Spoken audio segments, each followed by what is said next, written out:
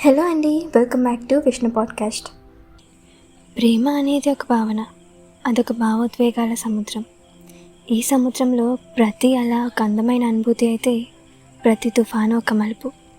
సముద్రంలో దాగి ఉన్న జీవాలులాగా మౌనంలో ఉండే మాటలు ఎన్నో. ఇవన్నీ కలిసి మనసును తడిపే అనుభవాలే. అలాంటి ఒక ప్రేమ కథ, అమ్మ కథ గురించి మనం మాట్లాడుకోబోతున్నాం. అదే అమ్మ డాడీలో కొన్ని పేజీలపై రవిమంత్రి. ఇది కేవలం ఒక పుస్తకం కాదు, ఇదొక జీవితం. చదువుతున్నంతసేపు అదంతా నా కళ్ళ ముందు జరుగుతున్నట్టే అనిపించింది. అసలు ప్రేమ అంటేనే తెలియని నాకు ఈ ప్రేమ కథని పరిచయం చేసింది. ఈ కథ పదాలకు మాత్రమే పరిమితం కాకుండా మనలోని భావాలను, బంధాలను అనుభూతి చెందేలా చేసింది. ఈ కథ ద్వారా ఒంటరితనం, ఓదార్పు, కుటుంబం, బంధం, సాక్రిఫైస్ అండ్ సాటిస్ఫాక్షన్ లాంటి ఎన్నో ఎమోషన్స్ని ఫీల్ అయ్యేలా చేసింది. రవిమంత్రి గారి వర్ణన విధానం నాకు చాలా బాగా నచ్చేసింది. మళ్ళీ చదవాలనుకోండి. ఎందుకంటే ప్రకృతిలో చిన్న చిన్న అంశాలతో మనసులోని భావాలను చక్కగా పోల్చారు ఆయన. ఇందులో కొన్ని ఇన్సిడెంట్స్ లైఫ్ ఈజ్ అన్ఎక్స్పెక్టెడ్ అని గుర్తు చేస్తే, కొన్ని డైలాగ్స్ మాత్రం మనసు లోతులో అచ్చివేసినట్టుగా ఉండిపోయాయి.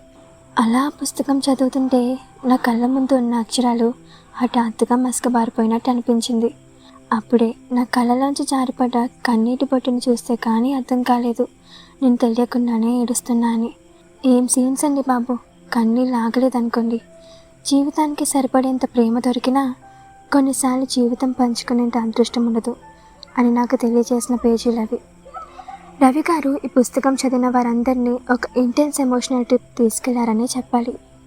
జీవితంలో అన్ని ఫేజెస్ని ఎక్స్పీరియన్స్ చేయాలనుకుంటే ఈ బుక్ చదివితే సరిపోతుంది. జీవితంలో అనుకోని మలుపుల్ని, నిస్సహాయ పరిస్థితుల్ని క్లుప్తంగా వర్ణించారు ఆయన. ప్రాణం లేని అక్షరాలకు ప్రాణం పోసి తెలుగు పుస్తకానికి పునర్వైభవం తీసుకొచ్చారు.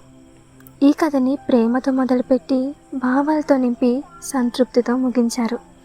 నేను ఇంతగా చెప్తుంటే తెలుసుకోవాలన్న ఆతృత మీకు కూడా ఉండే ఉంటుంది. అయితే వెంటనే వెళ్ళి ఈ పెయిన్ఫుల్ యట్ బ్యూటిఫుల్ బుక్ అమ్మ డైరీలో కొన్ని పేజీలు చదివేసి ఈ కథని మీరు కూడా అనుభవించండి. ఒకవేళ ముందుగానే చదివేసి ఉంటే మీకు ఈ కథ ఎలా అనిపించిందో do let us know in the comment section. Stay tuned to Vishnu Podcast.